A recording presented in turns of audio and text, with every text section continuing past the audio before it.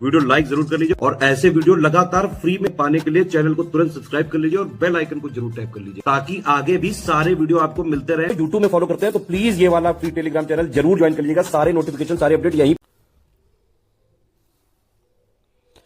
नमस्कार साथियों, स्वागत है आपका स्टडी फॉर सिविल सर्विसेज में। ये क्लास है हमारी भारतीय संविधान की और संविधान में आज हम पढ़ेंगे इसका जो भाग एक है। एक तरीके से भाग एक क्या बेसिकली जो इंपॉर्टेंट चीज़ें हैं उसको हम पढ़ेंगे। लास्ट क्लास में जो है हमने जो महत्वपूर्ण चीज़ें थी भारतीय संविधान से जुड़ी हुई जो स्टेटमेंट वगैरह थे उनको हमने डिस्कस किया था।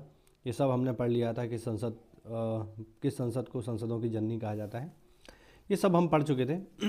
अभी आज हम आगे बढ़ेंगे। फिर चलिए,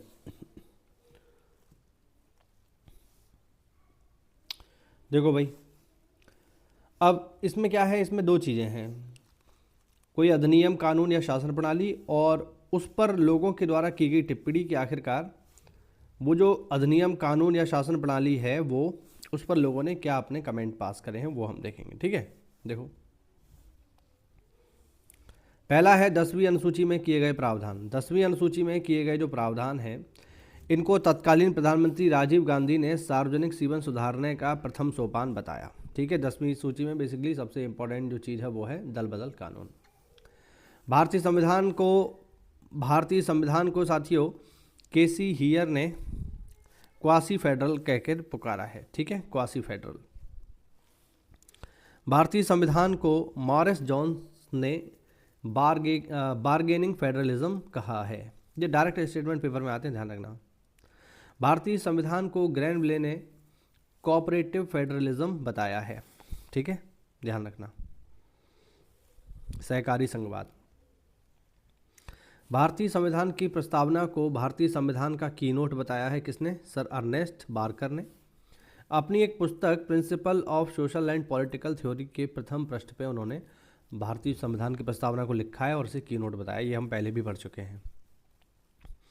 भारतीय संविधान की प्रस्तावना को भारत के सुप्रीम कोर्ट के पूर्व न्यायाधीश एम हिदायतुल्लाह ने प्रस्तावना की तुलना यूनाइटेड स्टेट्स ऑफ अमेरिका में की गई डिक्लेरेशन ऑफ इंडिपेंडेंस से की है। जैसे हमारे यहाँ प्रस्तावना है वैसे ही अमेरिका में चलता है, अमेरिका के संविधान में चलता है डिक्लेरेशन ऑफ इंडिपेंडेंस यानी आज़ादी का घोषणा पत्र, वैसे ही है। ठीक है, भारतीय संविधान के भाग 3 को भारत का मैग्ना कार्टा कहा जाता है। भाग 3 में बेसिकली क्या है? भाग 3 में है फंडामेंटल राइट्स, तो इसीलिए इसको कहते हैं मैग्ना कार्टा। मैग्ना कार्टा शब्द क्या है? जब आप इतिहास पढ़ते हो तो कई जगह मैग्ना कार्टा शब्द इस्तेमाल होता है। देखो, मैग्ना कार्टा बेसिकली क्या होता है? मैग्ना कार्टा होता है महाअधिकार पत्र, जहाँ पर आपको बहुत सारे अधिकार मिलते हैं, तो उसे हम कहते हैं मैग्ना कार्टा। भारत के नागरिकों को अधिकार कहाँ मिले हैं? फंडामेंटल राइट्स में मिले हैं, इसीलिए इसे कहा जाता है मैग्ना कार्टा। ठीक है, डीपीएसपी की बात करते हैं। चलिए आगे, ये सब पेपर में पूछे जाने वाली चीज़ है भाई, ध्यान रखना।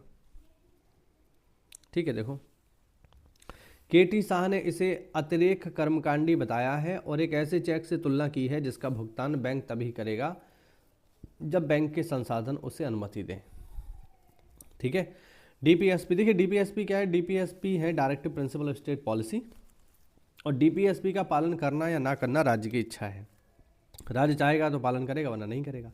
इसीलिए डीपीएसपी की तुलना ऐसे चेक से की गई है जिसका भुगतान तभी होगा जब बैंक चाहेगा। ठीक है, तो डीपीएसपी का पालन करना या ना करना ये स्टेट की इच्छा है। स्टेट चाहेगा तो पालन करेगा, वरना नहीं करेगा, है ना, समझे। डीपीएसपी को नसीरुद्दीन ने इसकी तुलना नववर्ष में लिए गए उन संकल्पों से की है जो जनवरी में ही टूट जाते हैं।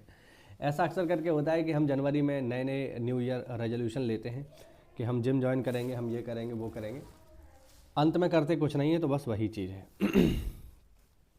डीपीएसपी को केसी हियर ने लक्ष्यों और आकांक्षाओं का घोषणा पत्र कह के पुकारा है।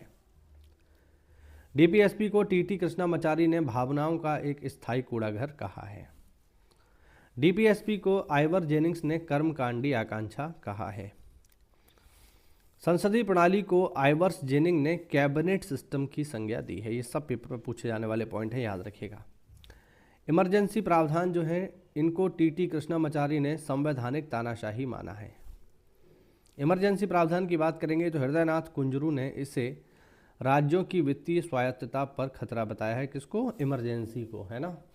इमरजेंसी में सारी पावर सेंट्रल के पास चली जाती है, तो इस वजह से इन्होंने स्वायत्तता पर खतरा बताया, ऑटोनॉमी पर खतरा बताया। सर अल्लादी कृष्ण स्वामी ने इमरजेंसी की तुलना संविधान की प्राणवायु के समान की है। ठीक है, भारत के इमरजेंसी प्रावधान जो है, महावीर त्यागी ने इमरजेंसी प्रावधानों की तुलना सुरक्षा वाल्व से की है। ठीक है, ध्यान रखिएगा।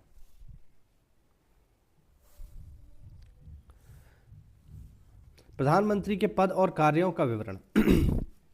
लॉर्ड मार्ले ने प्रधानमंत्री को प्राइमस इंटर पेरेस यानी समान लोगों के बीच सर्वप्रथम बताया है। बिल्कुल सही बात है। अब पीएम जो होता है वो बेसिकली कौन होता है? वो एक सांसद ही तो होता है ना? तो होता वो सांसद ही है, जैसे बाकी सांसद है वैसे वो है, लेकिन उसकी पावर बाकी सांसदों से बहुत ज़्यादा है, बहुत ज़्यादा है। मतलब भारत का सबसे पावरफुल व्यक्ति भारत का प्रधानमंत्री होता है, लेकिन होता तो एक सांसद ही है ना। इसीलिए कहा गया है समान लोगों के बीच सर्वप्रथम। समझे? प्रधानमंत्री के पद और कार्यों के विवरण को सर विलियम वाल्टर हारकोर्ट ने इन्होंने प्रधानमंत्री की तुलना तारों के बीच चंद्रमा से की है ना? वही मैंने बताया, सांसद है लेकिन बहुत पावरफुल है। जेनिंग्स ने प्रधानमंत्री को सूर्य के समान माना है जिसके चारों ओर सभी ग्रह चक्कर लगाते हैं। ठीक है। एच.जे. लास्की ने प्रधानमंत्री को वह धुरी बताया है जिसके चारों ओर सरकारी मशीन के सभी कलपुर्जे घूमते हैं। ठीक है। सभी समितियों में से इसे सबसे शक्तिशाली व सुपर कैबिनेट कहा जाता है। किसको? राजनीतिक मामलों की समिति को। ठीक है। विपक्ष दल का जो प्रमुख होता है, आइवर जेनिंग्स ने इसे वैकल्पिक प्रधानमंत्री बताया है। विपक्षी दल का मतलब हो गया विपक्ष का नेता। एक सत्ता पक्ष का नेता होता है, वो होता है प्रधानमंत्री, एक होता है विपक्ष का नेता। विपक्ष का जो नेता होता है उसकी पावर वही होती है जो कि कैबिनेट मंत्रियों की होती है, सेम पावर होती है, इस बात को ध्यान रखना। इसीलिए इसको कहा गया है वैकल्पिक प्रधानमंत्री। लोकपाल की बात करते हैं। गेराल्ड ई काइडेन ने इसे संस्थानीकृत लोक अंतःकरण का प्रतीक कहा है। थोड़ा सा स्टेटमेंट है, देखो ये स्टेटमेंट पेपर में विशेषकर पीसीएस वगैरह में ये सीधे सीधे आते हैं। ठीक है, तो इनको आपको थोड़ा सा पढ़ना पड़ेगा। ठीक, चलिए आगे देखते हैं। अब हम देखेंगे भारतीय संविधान का भाग 1। ठीक है, अब हम देखेंगे भारतीय संविधान का भाग 1 जो कि है संघ तथा उसका राज्य क्षेत्र। ठीक है, अब तक जो हमने पढ़ा, हमने प्रस्तावना पढ़े और लोगों के जो कमेंट हैं प्रस्तावना या भारतीय संविधान को लेकर के, उनको हमने जाना। अब हम आगे बढ़ेंगे और देखेंगे भारतीय संविधान का भाग 1, राज्य तथा उसका संघ क्षेत्र। राज्यों का संघ भारत एक प्रभुसत्ता संपन्न धर्मनिरपेक्ष लोकतांत्रिक गणराज्य है। यानी जो भारत संघ है वो एक संप्रभु राष्ट्र है, यानी अपने फैसले स्वयं लेता है, धर्मनिरपेक्ष है यानी किसी भी एक धर्म को बढ़ावा और अन्य धर्मों को दबाता नहीं है। तीसरा, लोकतांत्रिक गणराज्य है, जिसका मतलब है कि हमारा जो इंडिया है वहाँ पे लोकतंत्र है, डेमोक्रेसी है, ऑटोक्रेसी नहीं है, एक व्यक्ति का शासन नहीं है, मोनोक्रेसी नहीं है। ठीक है ना, राजतंत्र नहीं है। ठीक, हमारे यहाँ पर जनता का शासन है। ठीक है, और जनता का शासन इसलिए हमारे यहाँ पर संसदीय प्रणाली की सरकार है। राष्ट्रपति इस संघ की कार्यकारिणी के प्रमुख होते हैं। हम लोग को पता है हमारे यहाँ संसदीय प्रणाली में प्रमुख कौन है? भारत के राष्ट्रपति हैं। ठीक है। राज्यों में सरकार की प्रणाली केंद्र की प्रणाली से बिल्कुल मेल खाती है। बिल्कुल सही बात है। जैसे सेंट्रल में होता है प्रधानमंत्री और उसकी मंत्रिपरिषद, वैसे ही राज्यों में होता है मुख्यमंत्री और उसकी मंत्रिपरिषद। बिल्कुल सेम है। जैसे केंद्र में होते हैं राष्ट्रपति जी, वैसे ही राज्यों में होते हैं राज्यपाल। बिल्कुल सेम है। देश में 28 राज्य और 8 केंद्र शासित प्रदेश हैं। सही बात है। संघ राज्य क्षेत्रों को राष्ट्रपति द्वारा नियुक्त किए गए प्रशासक के माध्यम से प्रशासित किया जाता है। ठीक है, हम लोग जानते हैं। भारत के बड़े से लेकर छोटे राज्य संघ राज्य क्षेत्रों की जनसंख्यांकी, इतिहास, संस्कृति, वेशभूषा, त्योहार, भाषा आदि विचित्र हैं। यह खंड आपको देश के विभिन्न राज्यों संघ राज्य क्षेत्रों से परिचित कराता है, यानी ये जो भाग 1 है, और आपको उनकी शानदार विचित्रताओं को जानने के लिए प्रेरित करता है। देखिए, भारत की विशेषता है अनेकता में एकता। भारत विविधताओं का देश है, इतनी ज़्यादा डाइवर्सिटी है यहाँ पर, लेकिन फिर भी हम एक हैं। और ये एकता हमें कौन देता है? भारत का संविधान देता है, और ये जानकारी हमें मिलती है भाग 1 से। ठीक है। अब भारतीय संविधान के अनुच्छेद 1 में कहा गया है कि इंडिया दैट इज़ भारत, यानी इंडिया जो कि भारत है, राज्यों का समूह होगा। ठीक है, ध्यान रखना। तो अनुच्छेद 1 में भारत को क्या बताया गया है? राज्यों का संघ या राज्यों का समूह। ठीक है, अब इस वाक्य में बहुत सारी चीज़ें छुपी हुई हैं, देखते हैं जरा। यह व्यवस्था दो बातों को स्पष्ट करती है। अनुच्छेद 1 दो बातों को बताता है। पहला तो देश का नाम, याद रखना भारत के ऑफिशियली दो ही नाम है, या तो हम भारत कहें या फिर हम कहें इंडिया। इसके अलावा अन्य कोई दूसरा नाम भारत का नहीं है।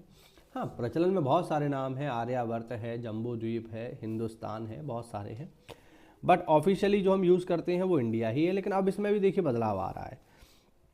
ठीक है, अभी कुछ दिन पहले एक सम्मेलन हुआ था, मुझे उसका नाम याद नहीं आ रहा है। उसमें जब राष्ट्रपति जी को बिठाया गया तो वहाँ पर नॉर्मली क्या लिखा जाता था? President of India. लेकिन इस बार जो उनकी नेम प्लेट लगी उस पर लिखा हुआ था प्रेसिडेंट ऑफ भारत। तो ये भी एक बदलाव है और मैं इसके समर्थन में हूँ बिल्कुल। एक ही नाम होना चाहिए। अमेरिका देखिए अमेरिका है, हिंदी इंग्लिश सब में अमेरिका ही है यार। तो भारत के दो नाम का कोई लॉजिक बनता नहीं, कोई औचित्य नहीं है इसका। ठीक है, भारत ही होना चाहिए, कोई दिक्कत नहीं। तो अब इस पर जो है धीरे धीरे काम होगा। तो पहला तो देश का नाम, दूसरा राज्य पद्धति का प्रकार, ये भी समझ लीजिए। यानी हमारा यहाँ पर राज्यों का समूह है, भारत क्या है? राज्यों का संघ है। ठीक है, भारत किससे बनता है? राज्यों से बनता है, ध्यान रखना। तो ये इसकी राज्य पद्धति का प्रकार है। ठीक है, अब जब संविधान सभा में बहस चल रही थी उसको देखते हैं जरा। संविधान सभा में देश के नाम को लेकर के कोई मतैक्य नहीं था, यानी जो है दोनों के अपने अपने मत थे। कुछ लोग कह रहे थे इंडिया रहने दो, कुछ लोग कह रहे थे भारत रहने दो। दोनों के अपने अपने जो है विचार थे, सबके अपने अपने विचार थे, इसीलिए दोनों को अपना लिया हमने कहा भारत को भी अपना लिया पुराना वाला और इंडिया नया वाला भी अपना लिया। ठीक है, याद रखना। दूसरी जो बात है, पहला तो नाम हो गया, दूसरा कि भारत क्या है? भारत राज्यों का संघ है, संघ बताया है। ठीक है, यह संविधान का ढांचा हमारा संघीय है। Doctor B R. अम्बेडकर के अनुसार राज्यों के संघ उक्ति को संघीय राज्य के स्थान पर महत्व देने के दो कारण हैं। देखिए, भारत क्या राज्यों का संघ है, संघीय राज्य नहीं है। ठीक है, पहला कारण क्या है? एक भारतीय संघ राज्यों के बीच किसी समझौते का परिणाम नहीं है। देखो, जब भी हम संघ की बात करते हैं ना तो संघ के दो मतलब हैं। हिंदी में तो संघ ही है, बट इंग्लिश में दो वर्ड इसके देखने को मिलते हैं। पहला मिलता है यूनियन। ठीक है, अब थोड़ा सा देख लेना, लिखावट यार थोड़ी ऐसी है ना। मोबाइल मेरा बहुत ही सस्ता वाला है, इस वजह से यार अच्छा ले लूँगा तब बढ़िया वीडियो बनाऊँगा। तो संघ के दो मतलब निकलते हैं अंग्रेजी में। पहला निकलता है यूनियन और दूसरा निकलता है फेडरेशन। ठीक है, हिंदी में दोनों संघ हैं, लेकिन फेडरेशन नहीं है भारत यूनियन है ना। फेडरेशन जैसे एक समय में हुआ करता था रशियन फेडरेशन, जिसे हम कहते थे सोवियत संघ। सोवियत संघ बेसिकली क्या है? सोवियत संघ राज्यों के बीच समझौते का परिणाम था। यानी राज्यों ने रशिया के साथ समझौता कर रखा था कि हमारी ये शर्तें हैं, आप इनको मानो। जब तक वो शर्तें मानी जाएंगी तब तक हम आपके साथ जुड़े रहेंगे। तो ये हो गया एक फेडरेशन।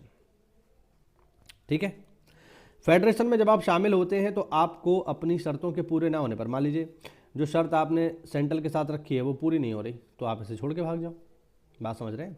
लेकिन यूनियन के साथ ऐसी व्यवस्था नहीं है। यूनियन में आप एक बार अगर शामिल हो गए तो यूनियन में आप जब शामिल हुए हैं तो किसी शर्त के अनुसार नहीं हुए हैं। यूनियन में एक बार आप शामिल हो गए तो फिर आप शामिल हो गए। यूनियन से निकलने का कोई रास्ता नहीं होता है। ठीक है ना, इसीलिए इसका बेस्ट एग्जांपल आपको देखता हूँ, यूनाइटेड स्टेट्स ऑफ अमेरिका। ठीक है, तो यूनियन एक अलग चीज़ होती है, फेडरेशन अलग चीज़ होती है। हम इस चीज़ को क्लोजली ऑब्जर्व कर रहे थे, इसीलिए जब हमने संविधान बनाया तो हमने यूनियन शब्द इस्तेमाल किया। तभी तो हम कहते हैं India that is Bharat shall be a union of state. ये बात समझो आप। तो भारत एक यूनियन है, फेडरेशन नहीं है।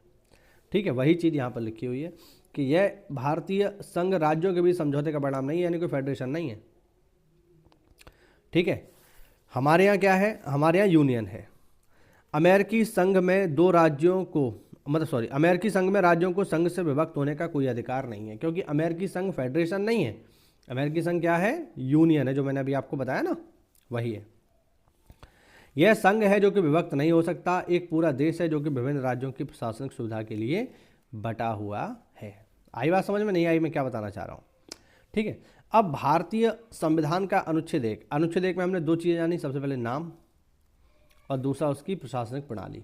तो भारत क्या है? राज्यों का संघ है। संघ भी कौन सा? यूनियन है, फेडरेशन नहीं है। उसके क्या क्या कॉम्प्लिकेशंस हैं मैंने आपको बताया। अब भारतीय संविधान का अनुच्छेद 1 राज्यों को 3 हिस्सों में विभाजित करता है, 3 हिस्सों में बांट देता है। पहला राज्य क्षेत्र, मतलब पूरा जो टोटल स्टेट है, पूर्ण राज्य है। फिर संघ शासित क्षेत्र यानी यूनियन टेरिटरीज, और तीसरा वे क्षेत्र जिन्हें भारत सरकार के द्वारा अधिग्रहित किया गया, ठीक है, जिनको हमने भारत में शामिल किया।